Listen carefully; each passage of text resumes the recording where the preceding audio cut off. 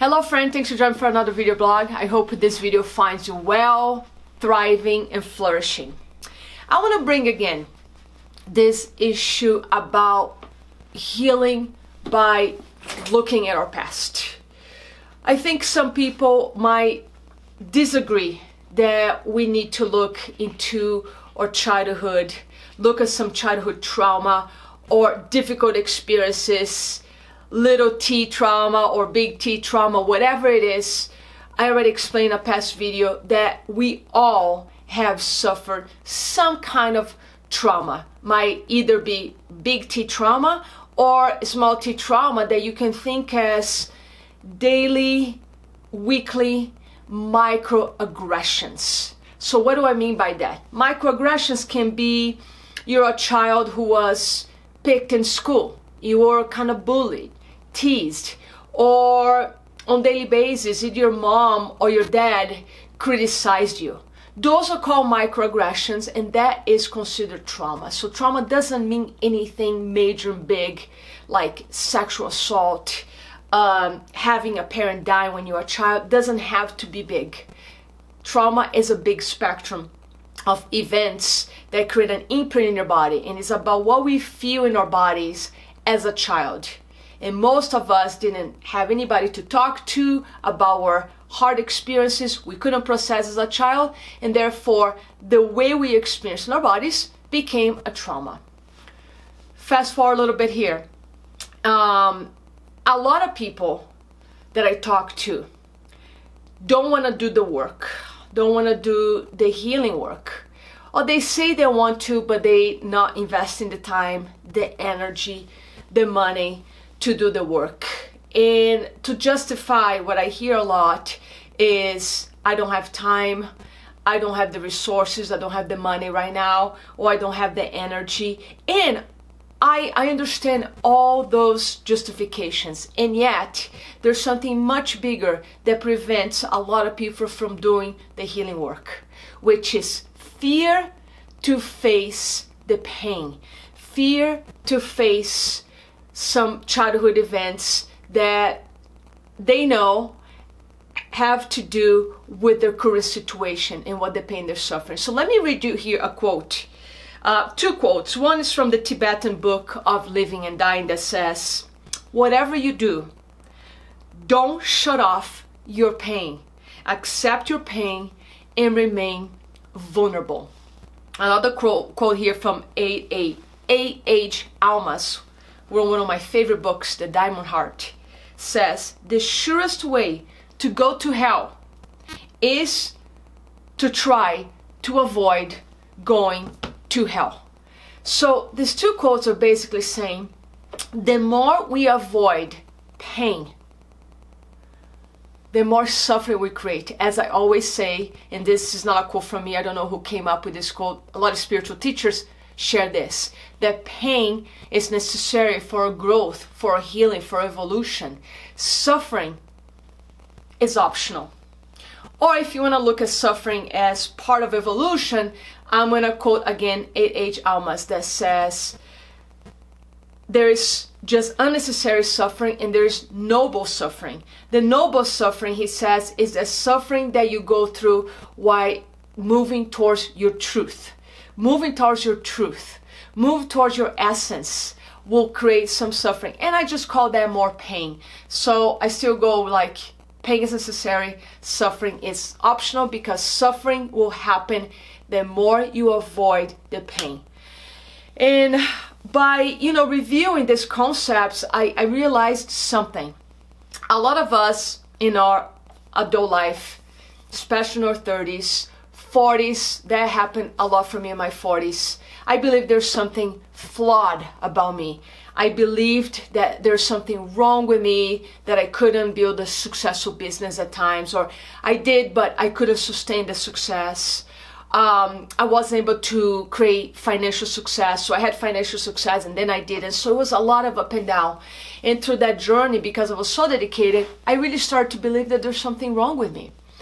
And it wasn't until I did some inner child healing and faced some of my pain, the pain that I have when my parents went through divorce, the pain that I had when my mom wasn't available because she started dating somebody right away and she was gone partying. She was very young, she was 30 years old.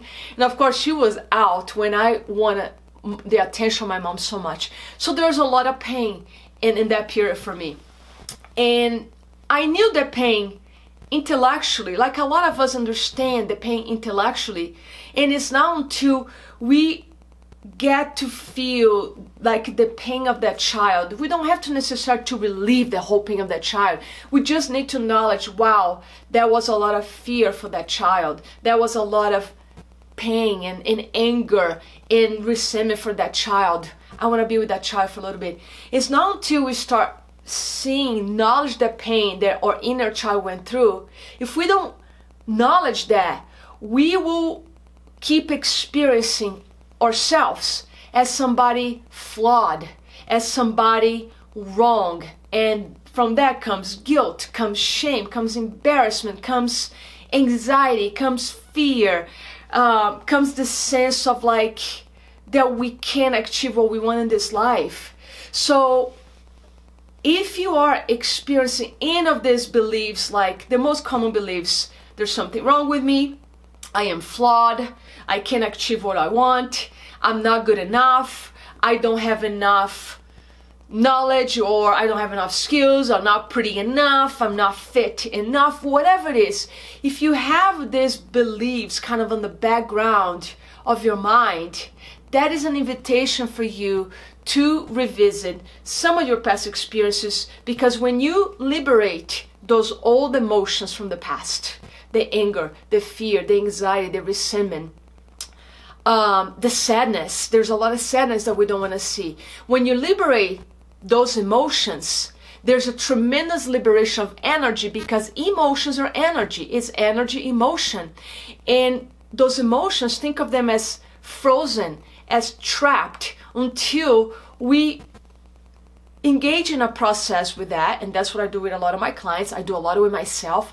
Until we engage in a process with that, so we can liberate the energy that frees our hearts, that frees our minds. It liberates a lot of life force that we can use towards creating the life that we want, towards feeling the freedom, the peace, love, joy, abundance that are our natural states. Those are the normal states. Those are the normal emotions. Anxiety, fear, depression, resentment, anger, rage, unworthiness, guilt, shame, hurt. Those are not the normal emotions to live by every day. Those should be just temporary emotions that we experience and we release, we let go, we learn from those emotions. I did a talk to a company yesterday on emotions, and my primary message of that conversation was not to avoid emotions, what we so-called negative emotions. An emotion is never negative. An emotion is an information, is a way that our body communicates with us so we can take an action towards well-being. So emotion only becomes negative if we hold, we ruminate on those emotions, and they start becoming part of our mood, part of our traits, part of our personality, and they start dictating our behaviors, affecting our thinking, and we're living in a trance of those emotions. In other words, we live trapped in the past, hoping that we're going to create a different future from the same past. It won't happen. So my message here for you is, if you are somebody who had similar experience to what I had, thinking that you're flawed, there's something wrong with you, you are a type A and you can't change, you don't believe you can change, you can. And those behaviors are compensating for the lack that you felt in your childhood. So it's worth visiting. I have a very gentle process of healing the inner child. And it's basically to liberate all this energy and life force that you are designed to have, to design the wonderful life that you want and deserve. So that's the message. The invitation here is, have the courage and the compassion and the curiosity to face your pain, to be with your pain, because by being with your pain, you liberate your pain. That's my message today. I hope you have a great weekend. And any insights, questions, and if you're curious about my work, just send me a note, send me an email, and we'll book a call to see how I can help you to liberate more life force so you can live the life in thriving, flourishing, and fulfillment. Thank you so much. Mwah.